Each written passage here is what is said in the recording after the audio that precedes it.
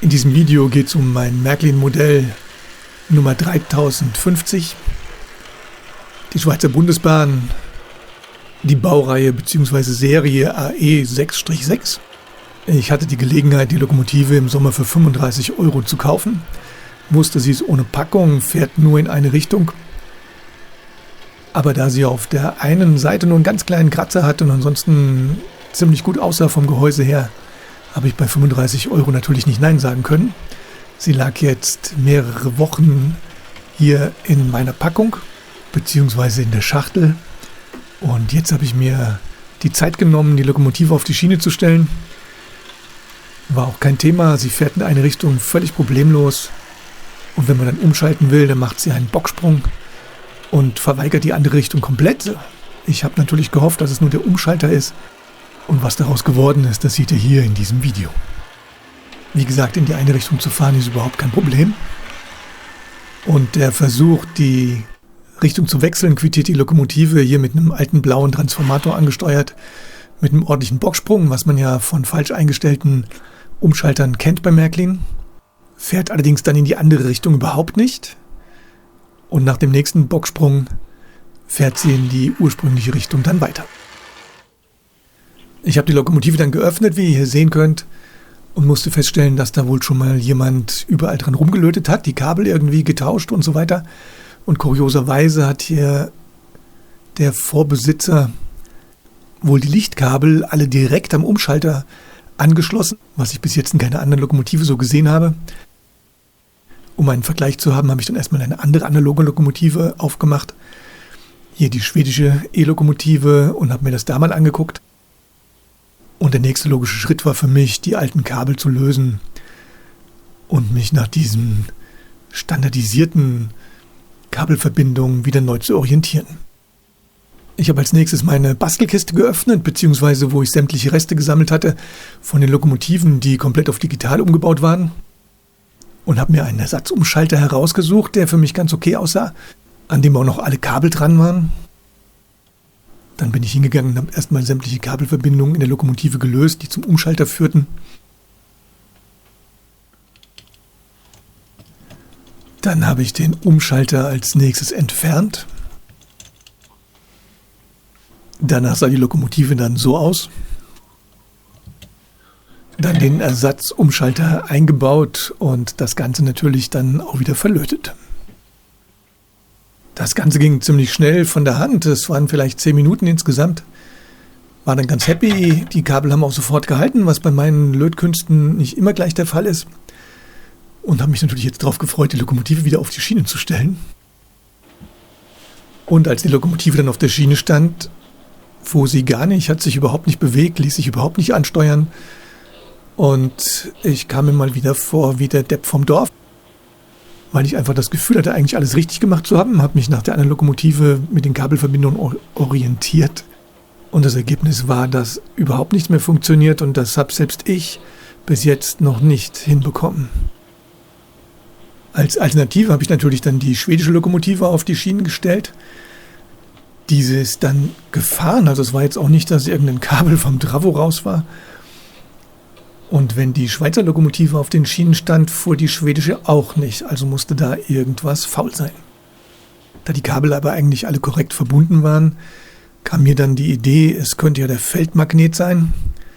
Ich habe dann wieder in meine Bastelkiste geschaut, mir einen passenden Feldmagnet rausgesucht und habe den Motor mal komplett rausgenommen, um den Feldmagnet zu tauschen. Als nächstes habe ich die Lokomotive dann wieder auf die Schienen gestellt, habe die Verbindung zu den Frontbeleuchtungen erstmal komplett weggelassen, um einfach zu gucken, ob das Ganze jetzt funktionieren würde. Und siehe da, die Lokomotive fährt und schaltet. Als nächstes habe ich dann die beiden Beleuchtungskabel wieder angeschlossen und siehe da, die Lokomotive fährt wieder nicht.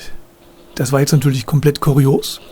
Ich habe dann die noch vorhandene alte Birne ausgebaut und habe dann festgestellt, jetzt fährt die Lok wieder.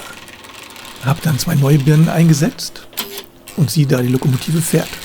Das heißt, zusätzlich zu dem eventuell vorhandenen Feldmagnetproblem hat dann hier auch noch die alte Birne einen Kurzschluss verursacht. Ich habe die Birne dann tatsächlich nochmal ausgetauscht, um das nochmal zu testen. Und wenn die alte Birne eingesetzt wird, fährt die Lokomotive nicht mehr.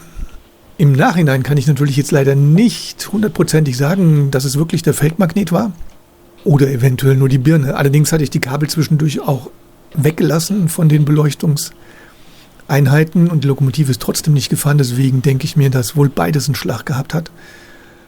Aber das werde ich mein Leben lang jetzt nicht rauskriegen, weil ich das jetzt nicht zurückbauen werde, sondern der Feldmagnet und der Umschalter, die eingebaut sind, bleiben jetzt drin. Die Lokomotive fährt und ich habe 35 € ausgegeben, eine Stunde gebastelt und habe jetzt eine schöne fahrende Lokomotive. Das Gehäuse dann wieder aufgesetzt, die Lokomotive fährt, hat Beleuchtung, alles funktioniert.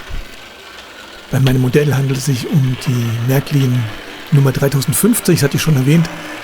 Es ist von Märklin wohl die erste Variante, gebaut von 1964 bis 1977. Ich habe hier ein Katalogbild von 1965 mal rausfotografiert.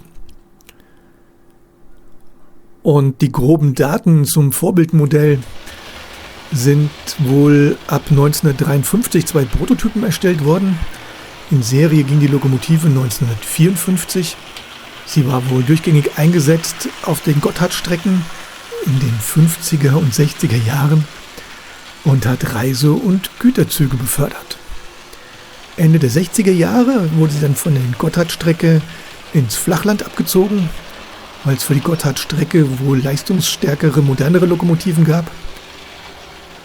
Und ab den 90er Jahren wurde sie nur noch im Güterverkehr eingesetzt.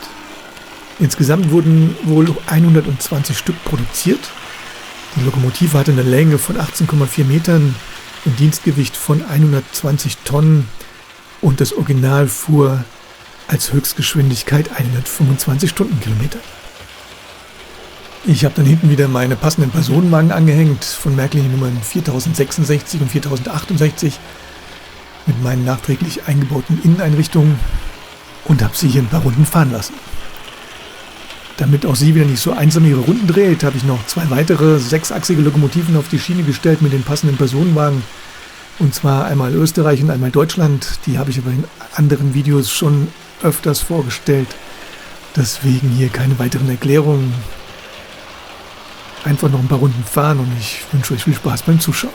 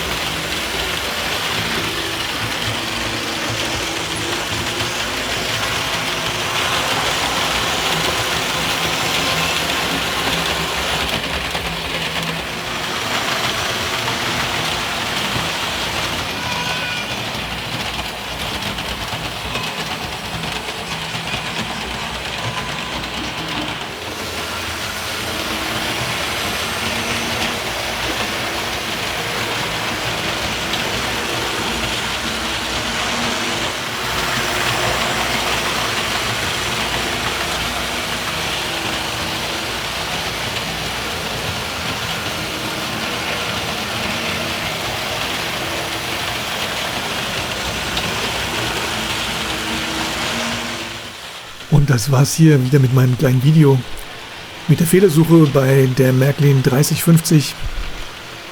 Ich bin froh, dass er wieder fährt, dass alles funktioniert hat. Warum es nicht gleich funktioniert hat, werde ich wohl nie erfahren. Aber die Hauptsache ist, es funktioniert wieder alles. Ich danke fürs Zuschauen. Demnächst gibt es wieder mehr. Und bis gleich.